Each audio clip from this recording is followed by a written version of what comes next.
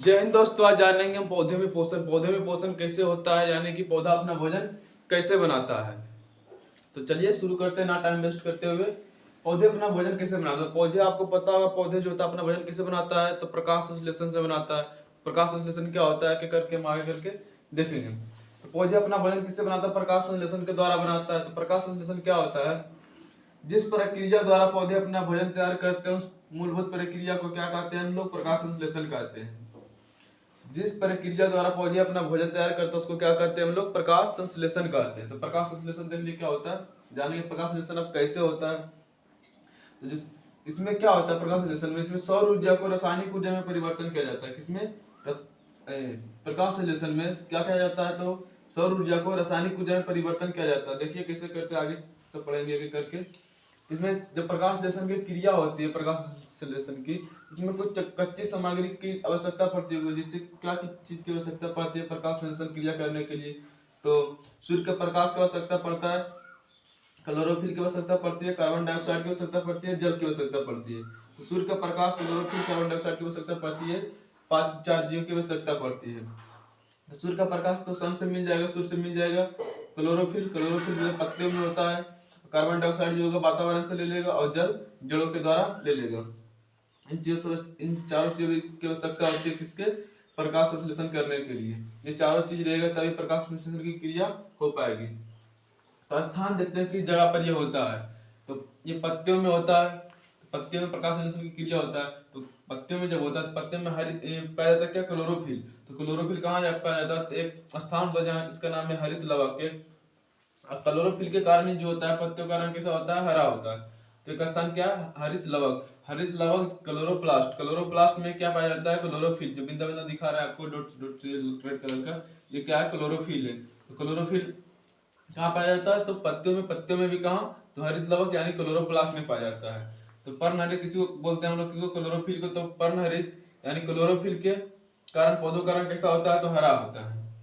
इसमें क्या क्या घटना होता है, प्रकाश संश्लेषण के समय क्या क्या घटना घटती है। तो देखिए, क्लोरोफिल द्वारा प्रकाश ऊर्जा का अवशोषण, प्रकाश ऊर्जा का रासायनिक ऊर्जा में रूपांतरण, H2O के द्वारा अपघटन से O2 का बाहर निकलना। मतलब क्लोरोफिल के द्वारा प्रकाश संश्लेषण का अपघटन, मतलब क्लोरोफिल जो होता है, जो पत्तियों में पाया जाता है, वो क्या करता है, प्रकाश ऊर्जा को क्या करता है, अवशोषण करता है। प्रकाश ऊर्जा को अवशोषण करता है। कौन करता है, तो क्लोरोफिल।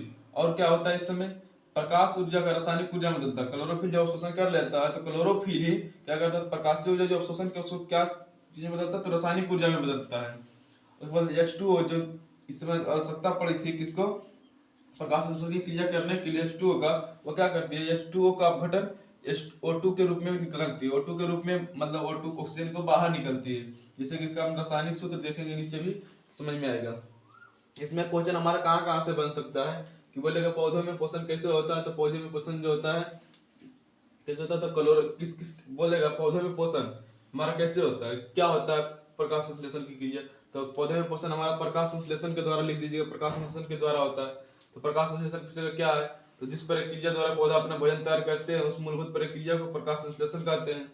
अब पूछेगा प्रकाश संश्लेषण करने के समय क्या क्या कच्ची सामग्री की आवश्यकता पड़ी थी, ये आपको पूछा जा सकता है बोर्ड एग्जाम में। तो लिख दीजिएगा ये 4 चीजों की, सूर्य का प्रकाश जो कि हमारे सूर्य से मिल रहा था, क्लोरोफिल जो हमारे पत्ते में पाया जा रहा था, कार्बन डाइऑक्साइड जो कि वातावरण से ले रहा था, और जल जो कि जड़ से ले रहा था। तो 4 चीजों की आवश्यकता पड़ी थी प्रकाश संश्लेषण की क्रिया करने में।